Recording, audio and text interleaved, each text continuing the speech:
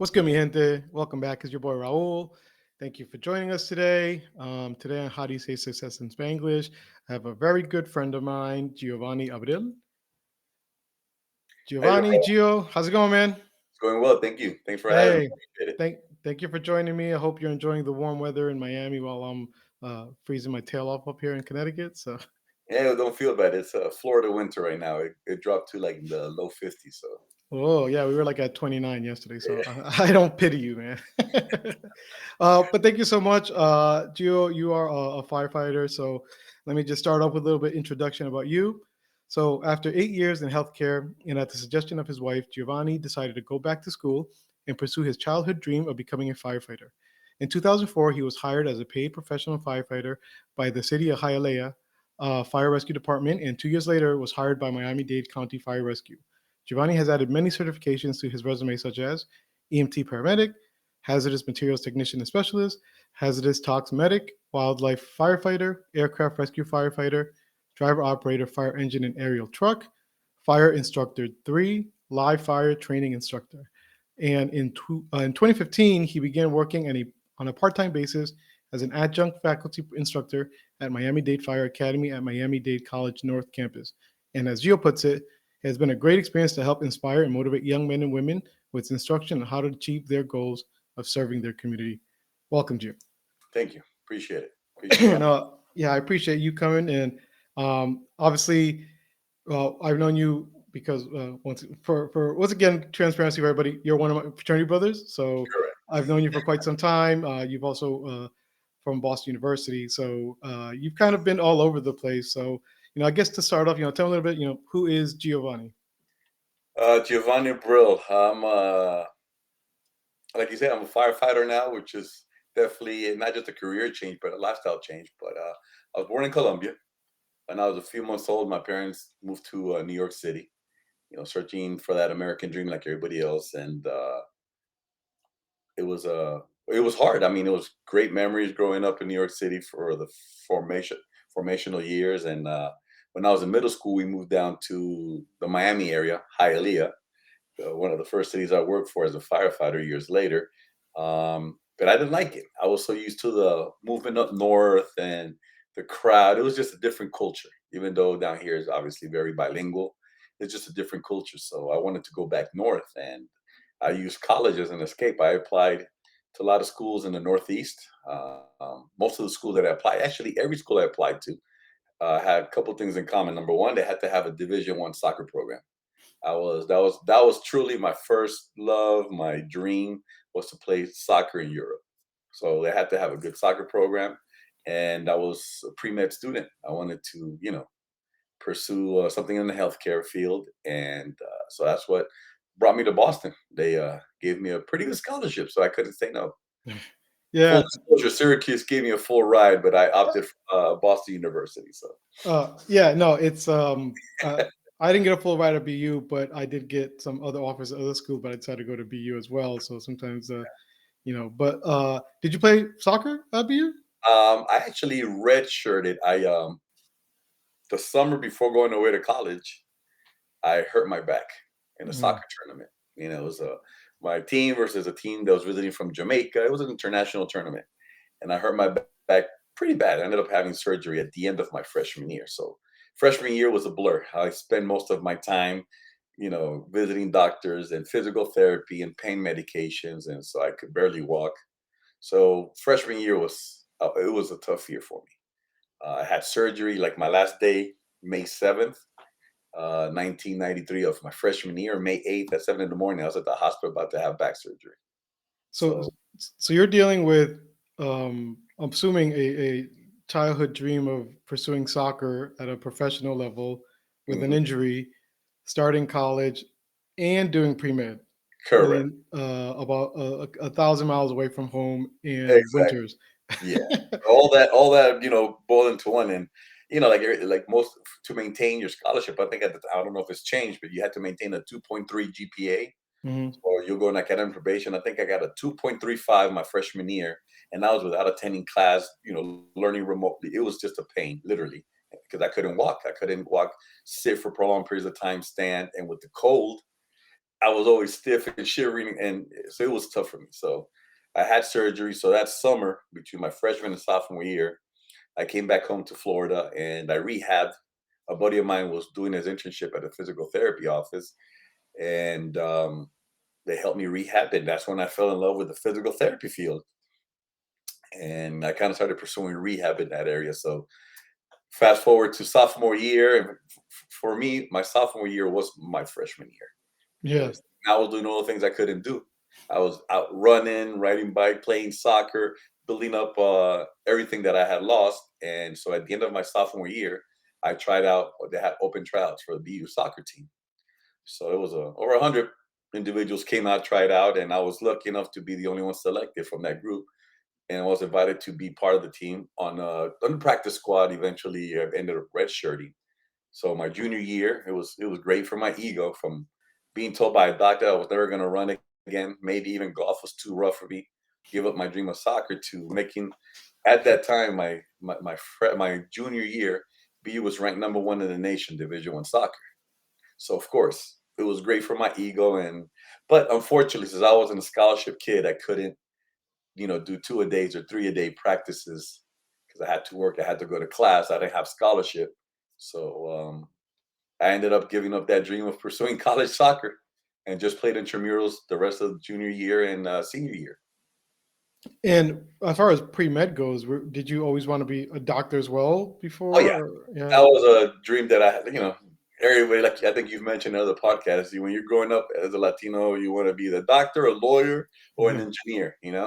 If you can be all three, even better. Yeah. Exactly. Yeah. So, And but I did enjoy it. I mean, even in high school, I had, I took all the hard classes and the honors and the fruit and a few advanced placement, that I could, and I loved it. So I pursued it. I did my declared major was exercise physiology, but then all my pre med requirements, I try to fit in between them or take them as extra classes if my schedule allowed. So there was times where I was taking 5 classes a semester.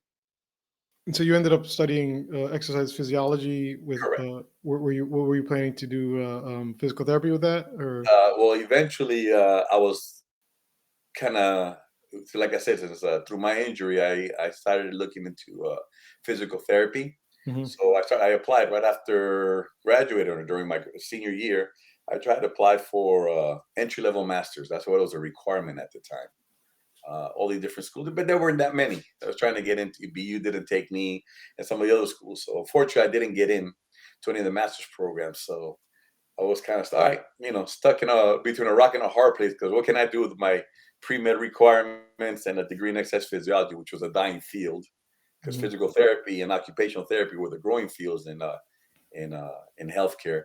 So I moved to New York and I became a personal trainer, and I was doing pretty well in New York City. Worked for Equinox for a little bit and for the 92nd Street Y, and then I had clients on the side, and I did pretty well. I was able to pay off my school loans in 8 months. Nice. That's Yeah, yeah. awesome. Yeah. A lot of us are still paying them off 20 years later. So that, So I was pretty lucky. I mean, obviously, BU was kind of expensive, but the amount of money that I owed was a fraction of what most people do. So personal training in New York City actually was a surprise in a good way. I was able to pay him off, and so I was debt free before I even, started pursuing the marriage and all that. So I came in debt free. I was a good candidate. so when did you get married? I got married in 1999. So almost 4 years after graduating college. Uh, I met my wife, my first job in New York City, and we were friends. I was hanging out with friends and brothers and clubbing, and she was doing the same thing. And we were both in and out of relationships. And when I left that job, we became good friends. And then since we weren't working together anymore, we kind of stayed in contact. And eventually, one thing led to another, and we're celebrating our 25th year this year. Nice. Congratulations. Thank you. That's awesome. Yeah. And so were you guys staying in New York the whole time when you guys No, were we together? moved down. We moved down in. Well, I moved down here in December '98. Mhm. She came down a couple months after, and it was a tough transition because in New York City I was getting paid pretty well doing personal training.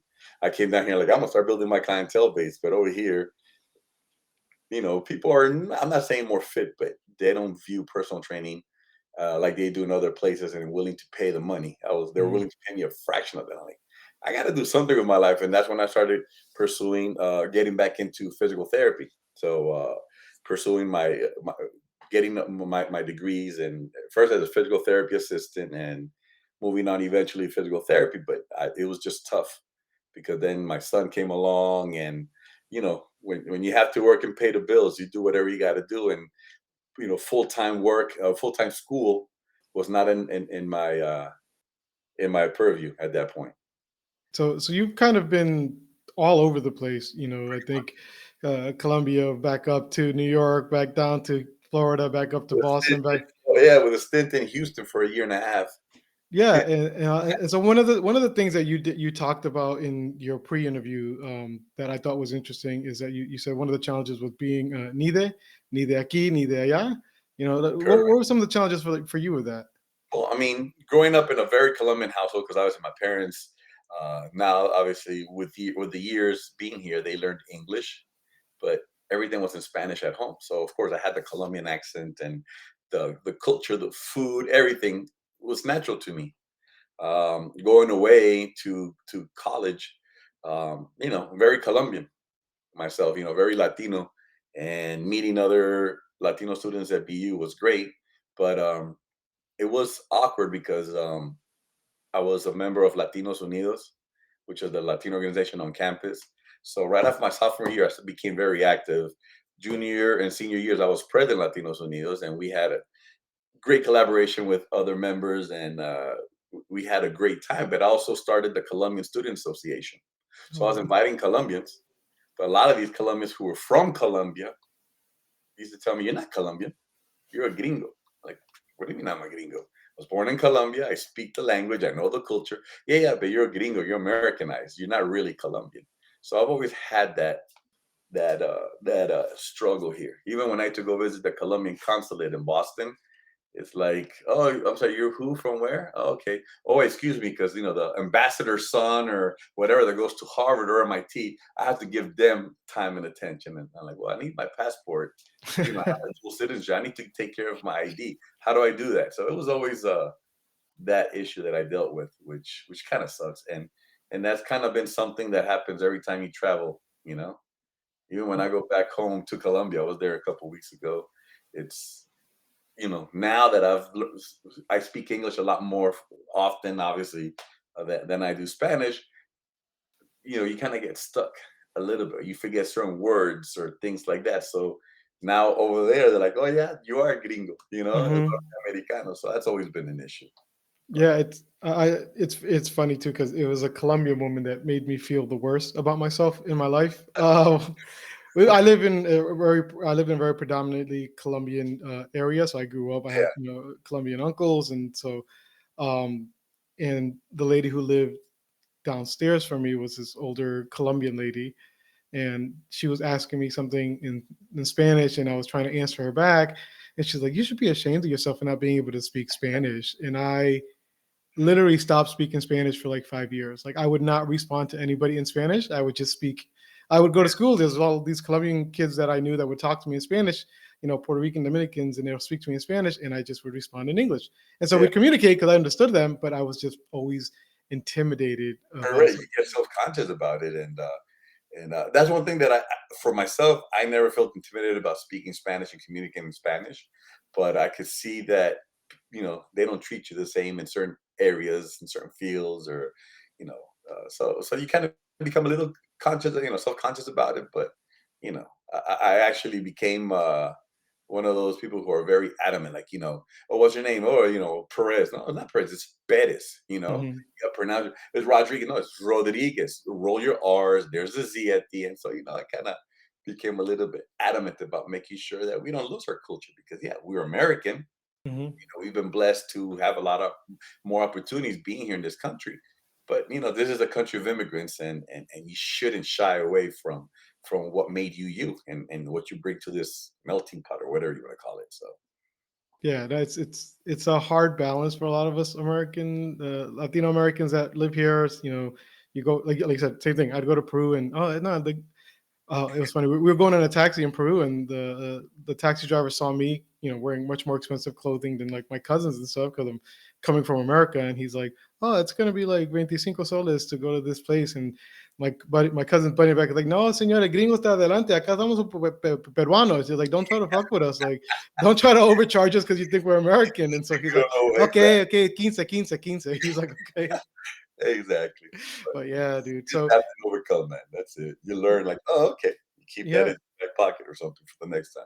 For real. Yep. Yep. Well, so going back to your journey, brother, and you at what point did you like were you having struggles working, or did you not enjoy the work you were looking for in physical therapy that you decided to switch careers, or what made you decide to switch?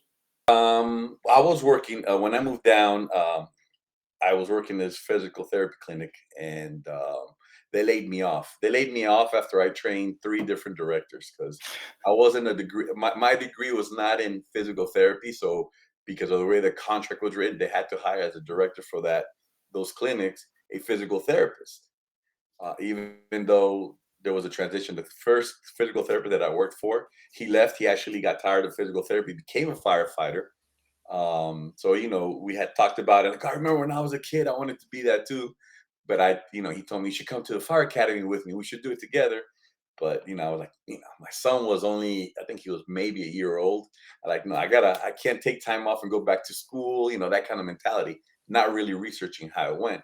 And then for the city of Hialeah, some of their workers' comp firefighters to come through, and that's how I started learning more about how it was, the academy, the lifestyle, the work, the benefits, all that other stuff, and it kind of left a seed in my head. So he left. We got another therapist who was hired, so I had to train her how to use the computers, how to do the system, where the paperwork, insurance claims. I had to teach her how to do everything, but she was the one getting all the big bucks.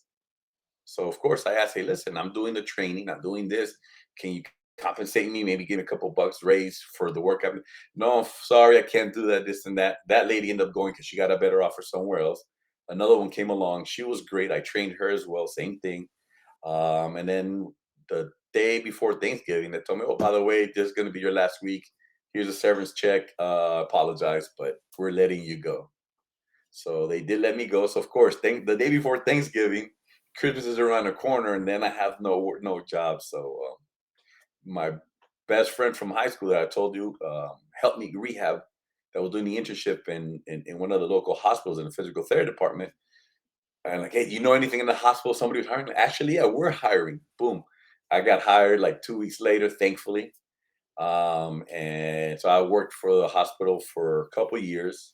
And same thing when I was there, I was working with a lot of what we call special populations, people who had chronic injuries, had chronic diseases. And since most insurances is only paid 3 times a week times 4 weeks or whatever, and once the insurance plan went out, I used to work with them almost like a physical therapy slash personal trainer mentality, trying to get them back to get ready to work because a lot of people need to get back to work so they can make more money. And that's how I met other firefighters who said, man, you know what, you'd be a great firefighter. You can do this and you can do that. You have this time off, and then you seem like you're very good with people. And I said, you know what, let me go ahead and find out what's this whole ordeal with Fire Academy. And I did. I ended up signing up with another buddy of mine that was working with me who was in the same struggle because we were working basically Monday through Sunday, and he had a newborn. My son was already growing up. I'm like, we need to have spend some time with the families. We're missing birthdays and kids' parties because we were working the weekends. And so we went to a fire academy on a part-time basis, and then we were working on a part-time basis uh, for 6 months. And from there, I mean, it was tough. I was sleeping maybe 3 hours a night because my wife and my son went to bed around 10. From 10 to 2 o'clock in the morning, that was my study time. Everything was quiet in the house, studying, making sure I did everything good. Boom, boom, boom. And then right after graduation from the fire academy, went right into EMT school. And but I started applying to all these different departments while I was in EMT school, and I got a call back from the city of Hialeah. Hey, we're going to give you a conditional. You have to make sure you pass the national certification as an EMT. No problem. And that's it. It happened real fast for me. So in that way, I was blessed. because some of the guys that I've worked with currently or have worked with in the past, some of them waited 6, 7, 8 years to get the call that it took me from starting the fire academy to getting hired a year. Some of these guys went to academy, went to EMT school, became paramedics, applied here, applied there. 6, 7, 8 years later, they finally got hired. So, in that sense, I've been blessed. Nice. And how old were you when this happened? 30 years old when I changed So you professions. you're 30, married with a kid, Yes, uh, bills, bills, pays, exactly. responsibilities, and Yeah, it's yeah, funny because you think back, like college, and I'm like, oh man, responsibility and partying and staying up to three, and I'm like, man, I can't believe, you look back like, man, I can't believe we stayed up to like 3 in the morning, 4 in the morning partying, and then you get to like your 30s or 40s, and you're like, man, I can't believe I'm staying up to 3, 4 in the morning to get my life in order just to keep exactly. moving forward. You know what I mean? So, Yeah, yeah. So, well, how were you able to like keep yourself motivated through all that stuff? I mean, when it came to studying, I always felt motivated Mhm. because, the back of mind, you're always told, no, you can't do that or you can't do this, and that was my driving force, especially through high school. I had a guidance counselor who a white guy, nice guy, but when it came to apply to colleges, he used to tell us, yeah, you know what? Yeah, you're a good student. You're top 1% of your graduating high school class. But you shouldn't apply to BU. You shouldn't apply to these schools because you're not going to get in. You should apply to the community college or maybe technical school. I'm like, wait a minute, I have better GPA than all these other people, and you're not discouraging them from applying. Why me? So it was always that, I got to prove people wrong mentality, and I'm smarter than most people say. Not only that, I can think in two languages, do math in two languages, and I always had that kind of chip on the shoulder. So uh, when it came to studying, I've always had that, and but also, of course, like you say, now with a wife and kid, it just adds to the desire to succeed, because it's, you always say, you want to provide and whatever it takes, you work 60 hours, 100 hours a week, whatever hours a week, you make it happen. Yeah. No, So it's funny too because you as a father and a husband as well. It's like there's these weird motivations to do better, and it's like I was living kind of like this for a long time, and then I got married and have kids, and I just started pushing myself a lot more, because you had correct. something to work for. So, Yeah, uh, exactly. and so as far as like firefighter school, what's like a firefighter academy like? Like what do you what is it? Well, they You always know. say fire academy is like a paramilitary institution. I'm Mhm, not military, obviously respect to them. The boot camp. You have mhm, to go and be able to perform under stress, under duress. But on top of just physical activities, you also function in high temperature areas because obviously you're going to be going into a fire, not necessarily running away from it. And on top of all that, being able to carry heavy equipment, so it is very physically demanding. And somebody who was a soccer player, I ran half marathons and 10Ks and all that, the physical portion, I was a personal trainer for many years and spin instructor and all that other stuff that I was able to do. Uh, the physical portion was the easy part. The hard part was, just getting mentally ready to put your life on the line if need be. So it was one of those things that, but it was fun. The adrenaline rush. I didn't think it was going to be that great because when I got into it, I don't know how it is in most of the parts of the country, but here in South Florida, you're even though you're a firefighter paramedic, you can be both and function in a fire truck. It's not like in New York City where you have fires on one side, EMS is the other side. We kind of do everything. So in my fire truck, we have ALS equipment, advanced life support equipment, IVs, medications, all that. And of course, we have tons of hoses and a lot of water and mhm, ladders, tools, and all that other stuff. So we function, in that duality in a way. mhm. So I was looking forward to more the medical aspect, being a paramedic, but because obviously my background and pre med and all that came easy to me. But then once I got into the first burn at the fire academy, the adrenaline rush, it was exciting, and you look forward to another fire and breaking things and saving things and jumping out windows and all the things that you kind of get over glorified on TV, but that's pretty much the passion that you build, and it's been with me to this day. Yeah, I was going to ask. I do want to get into the medical stuff aspect of it, and as well. But you know, that overcoming that fear, because I'm sure there's that initial fear of like, what the hell am I signing up for? Yeah, You natural instinct is to run away from the fire, and you're signing up to run into the fire. I was like, yeah. what did you have to do to try to get yourself hyped up and overcome that initially? Because I'm sure it was a bit of a struggle. I mean, well, you know what? I can't say, at least I can't say that I was ever afraid. It was more like uh, the adrenaline rush always took over. Like, oh man, it's hot. Oh my God, it's getting hot. Oh, this is cool. Okay, how much can so it became that mental game, and you just learn to exercise the mind. One thing that I thought I was afraid of heights. So when you're climbing the 100-foot ladders or doing things at the edge of buildings and rappelling and things like that that we kind of train for, I was surprisingly more gung ho about it than I thought I would be. I thought I was gonna be a little bit afraid of that, Mhm. but but no, but that was pretty cool. So I actually was pleasantly surprised how well I handle stress. Nice.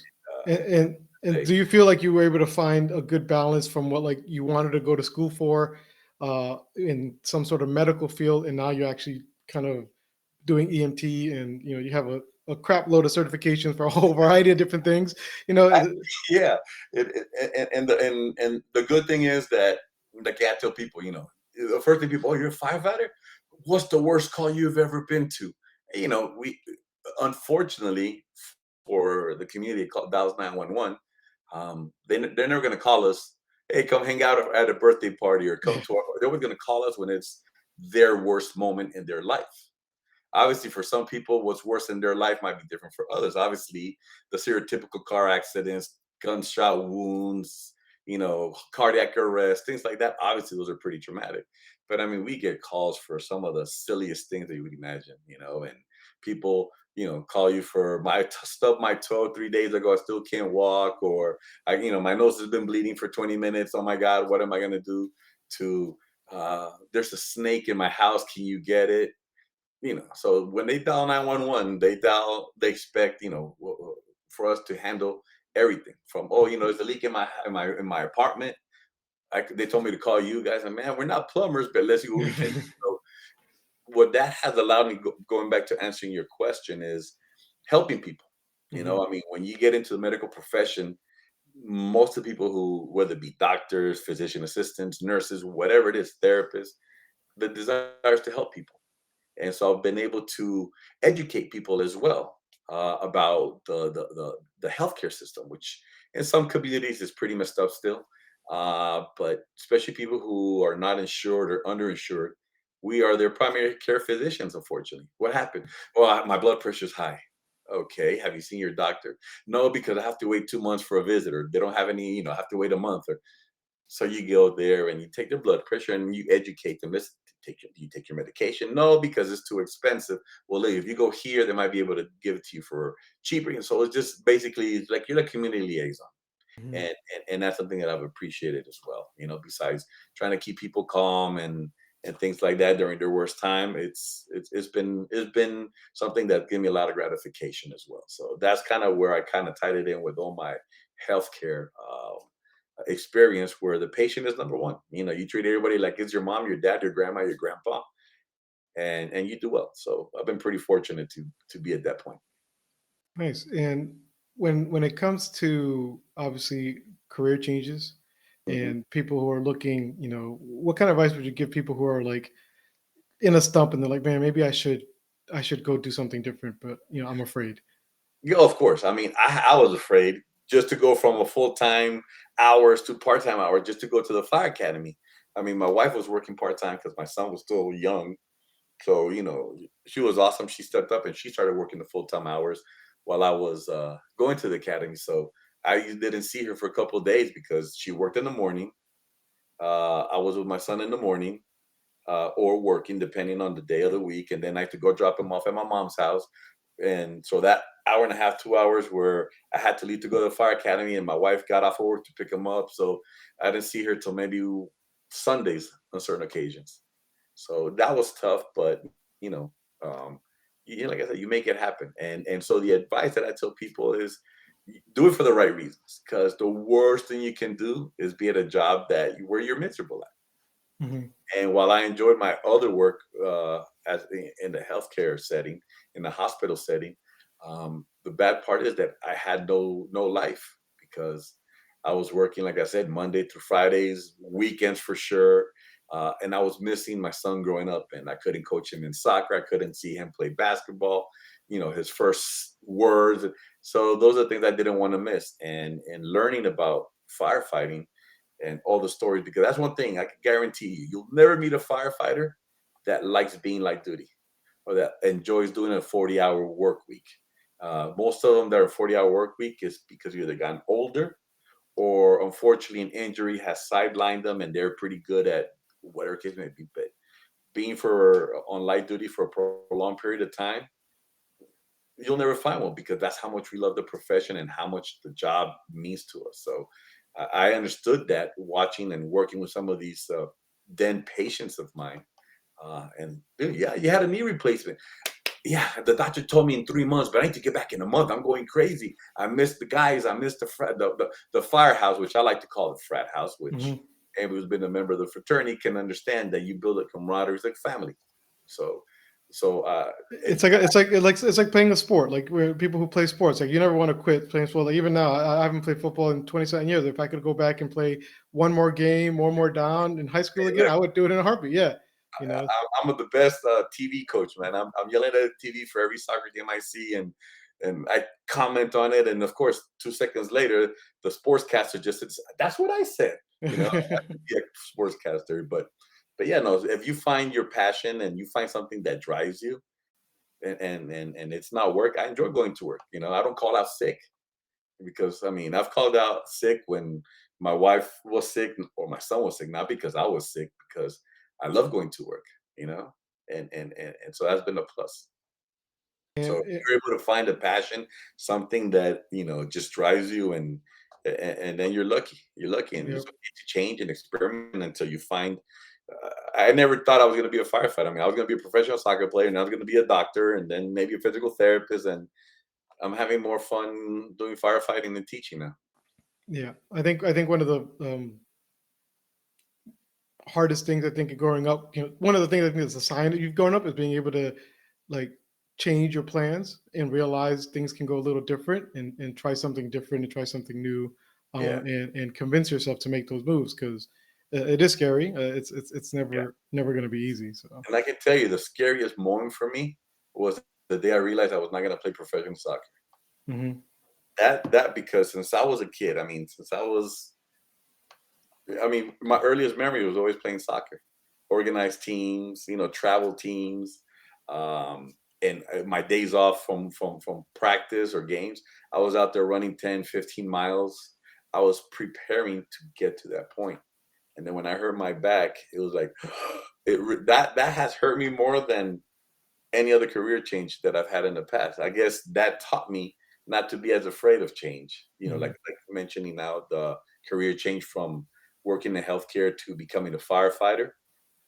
I mean, like it was devastating to me, not being able to pursue the dream of playing professional soccer.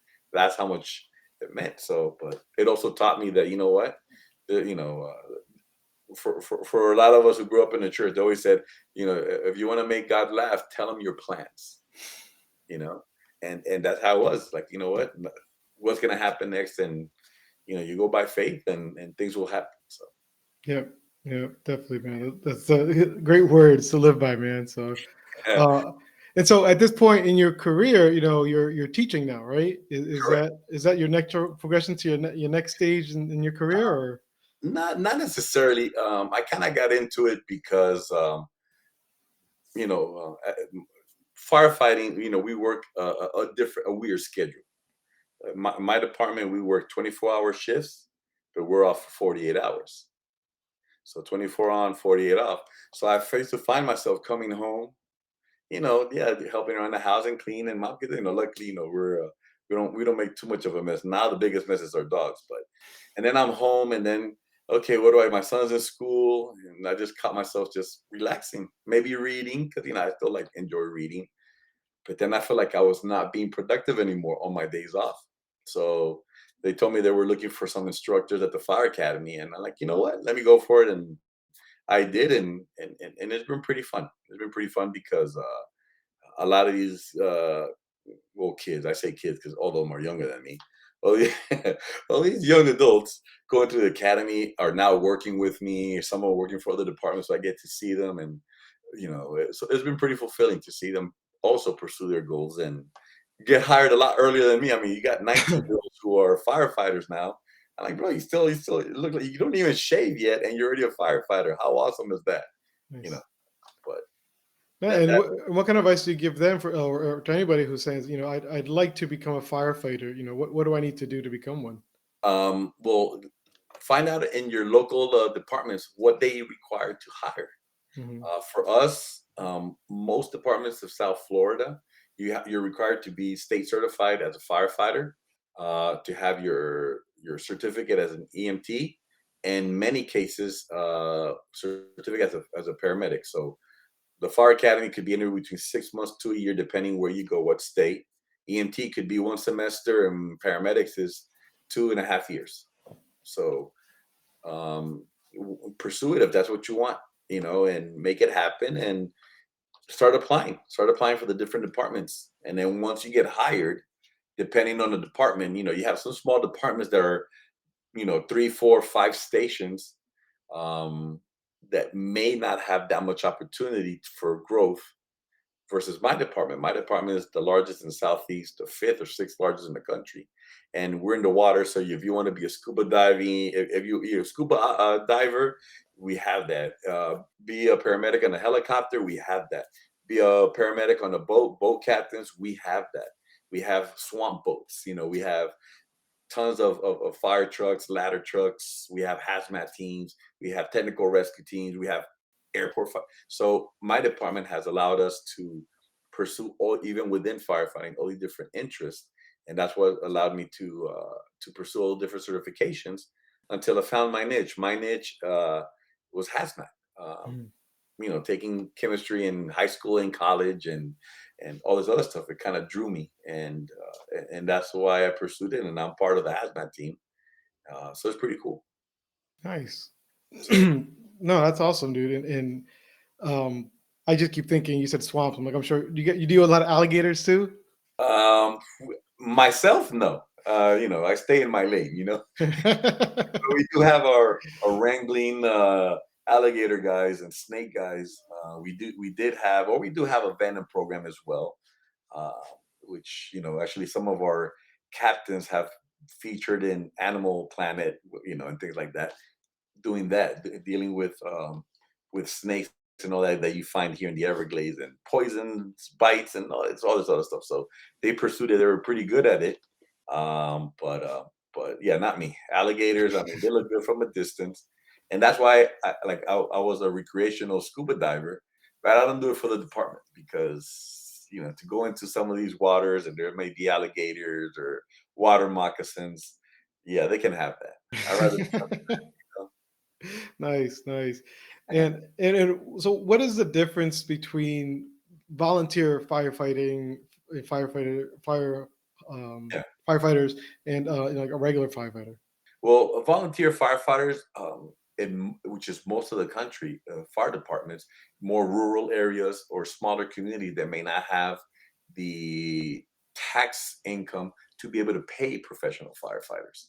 So the big cities, most if not all of our salaries come from taxes.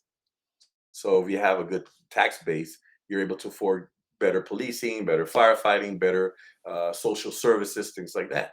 So that's the main difference. Volunteers, could be you could become a volunteer firefighter in your community if your department does not have paid professionals.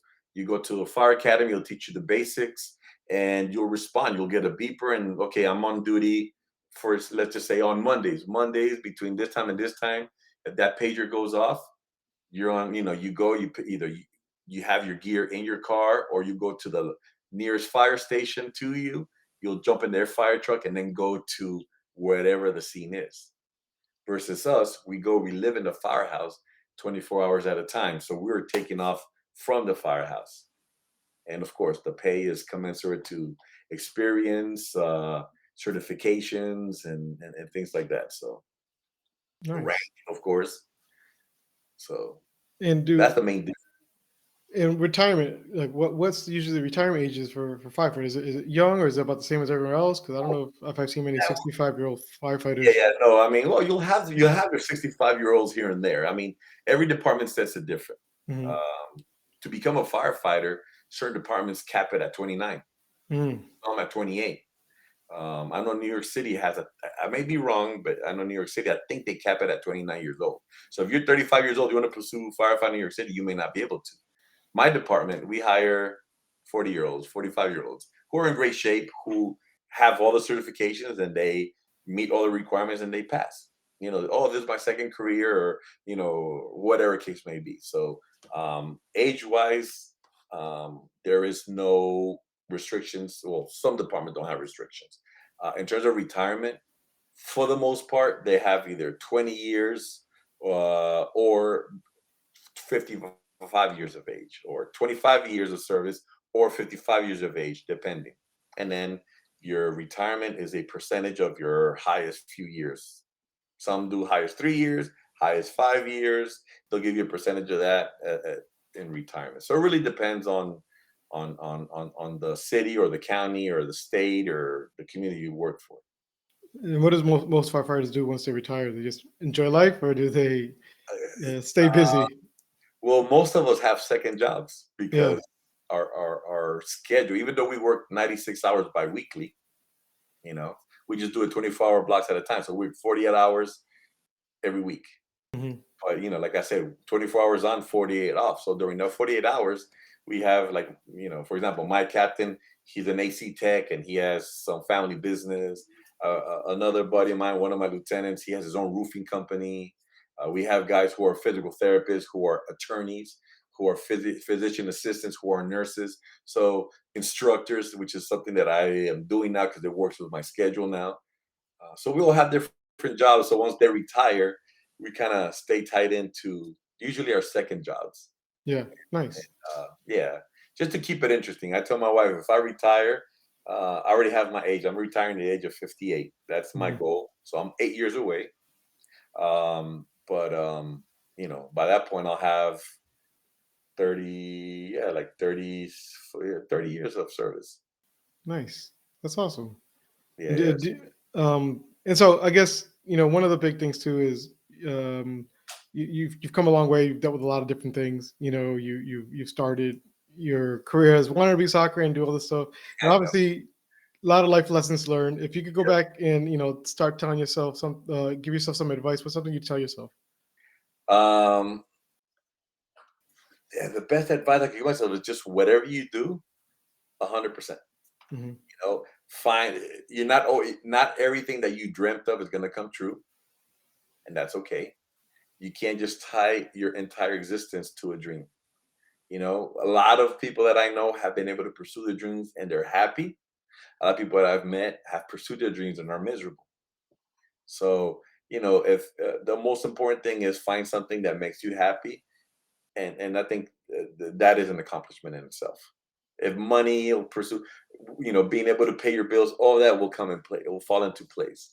But just finding your passion and being happy with what you do, that whether you sleep an hour or 2 hours, you wake up ready to go to work. I think that's a win. So finding your passion, whatever it is, and don't be afraid to experiment. I mean, I was forced to do career changes, and some people have the luxury to take the time and change and pursue it. Other people have no choice. Just whatever you do, don't do it just for the money. Do it for the passion. Yeah. And that's something I still tell my students. Why you want to be a firefighter? Oh, my dad told me. You know what? You told me the fact that your dad told you, you're not gonna enjoy it.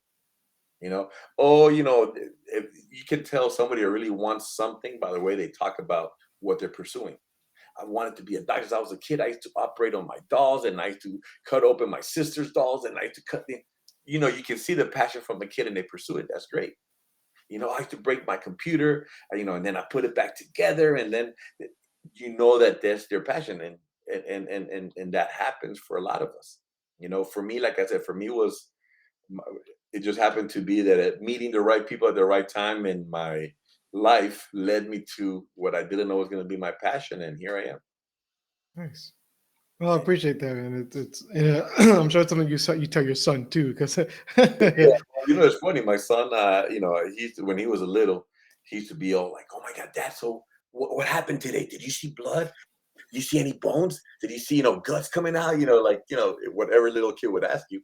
And of course, I never told them all the blood and guts stories that unfortunately I was encountering at the. But I flowered him, making some PG for him. He was always like, "Wow," and so when he was 4 years old, I took him to that bodies exhibition. I don't know if you oh remember, yeah, yeah. Hmm. but like, let me see how squeamish she is. It was one day I was off of work, and they gave us firefighters like 50% off. I'm like, you know what, let's do it. My wife was working, so me and him on a field trip. I'm like, let me see how squeamish she is. And I thought he was gonna be like, ew, what is that? Man, my son was like a mechanic under a hood. Wow, Bobby, is that where the poopy comes out? Oh, and he was just so curious, and like, you know what, this kid's gonna be something in the healthcare. And Hmm. he used to come to the firehouse and get on the, put the helmet and put the gear and get in the truck and climb up. And so as he got older, like, yes, you're gonna be a firefighter. He's like, nah. So, trying to tinker as he was applying for college. What do you want to do? And asking him questions over the years, and until he finally found, what? Yeah, he pursued nursing. He got his BSN, and he's been working as a nurse for a year now. Nice. So he found his passion and he likes it. And to this day, we can talk the lingo. Oh, not today. I was doing this procedure and that procedure. And this person had this and that, and he's passionate about the way he talks about it, and that to me is fulfillment because he found what he likes, and he found it young. He was 21 when he graduated from college, so he's a puppy, and he Yeah, found his passion, which is good. that's So awesome, man. yeah, Yeah, yeah. And I guess this all kind of ties in back to my last question, which I think you probably already kind of answered. But like, how do you say success in Spanglish? yeah. I mean, exactly. I mean, finding your passion, being happy, and just knowing that as you look back, you know, you're able to kind of one up your parents. You Hmm. know, your parents came to this country, first generation Latinos here, or whatever case may be, and they worked odd jobs, things that they probably did not educate themselves on, but they made it happen. Waiting tables, busing, doing this, mopping, sweeping, cleaning, which I used to do with my parents at night. We used to go clean banks in New York City. I remember that 12 midnight. I'm sitting on the little shiny machine, whatever you call those, to polish floors, and Hmm. my sister and I used to hold down for dear life, and that was fun. And my dad that was one of his many jobs. But and they struggled, they made it happen. They put 4 kids through college, and so now it's like, now what can we do to see how successful they are, and can we play one up on them? you know so that to me is being able to be successful, and playing, improving from where your parents left off, which is the same thing I tell my son. Okay, I went to college, I got my bachelor's, and then I was able to get extra certifications and this. So now you have to go for at least your master's, and then start earlier, start younger. And luckily, he was able to start his life debt free from college loans, because we made sure that that was something that we don't want him to struggle with, my wife and I. So it worked out. We've been blessed in that sense. So, like I said, just pursue your passion. Something that's gonna, wake up, and you can tell your passion by the way you talk about it. Yeah. Kind of like, Yeah, bro, it's funny because it's a very immigrant response. With do you do better than what your parents did, and hope that your kids do better than you, because exactly. That's that exactly it. all the sacrifice they did motivates me to keep going harder, and motivates me to make my life easier for my daughter, so that she could hopefully Yeah, make yeah, life easier for herself too. So no, dude, exactly. I And love you it, know man. what? But it's also, and not that I'm always hoping for them to, but to do. But we all need to learn to struggle a little bit. Yeah. That struggle will help you develop into the person that you are meant to be. Because if you have everything so good, especially at an early age, and then like I see myself when I because of my back injury, my back surgery, which surprisingly never really affected me in fire academy Mhm. and all this other stuff in my career. But when I came to the realization that I had to give up my lifelong dream, I'm glad it happened to me when I was young. Because imagine finding out that the dream you've wanted to pursue your whole life, and you're in your 20s and your 30s, and then you come to the realization that you're not going to be able to accomplish it. That's that I would consider scary. you know Getting close to your middle age and realizing that's not going to happen for you. At that point, I think it's scarier. So you want to see your kids struggle as much as you want to be there to catch them, pick them up. It's good for them to have their little struggles. I mean, obviously, we don't want anything tragic or anything, but struggle is good. It Yeah. builds resilience and it builds character. And it also gives you that introspection to see how tough we really are and how we handle stress and stressful situations. And I think that also helps me in my career.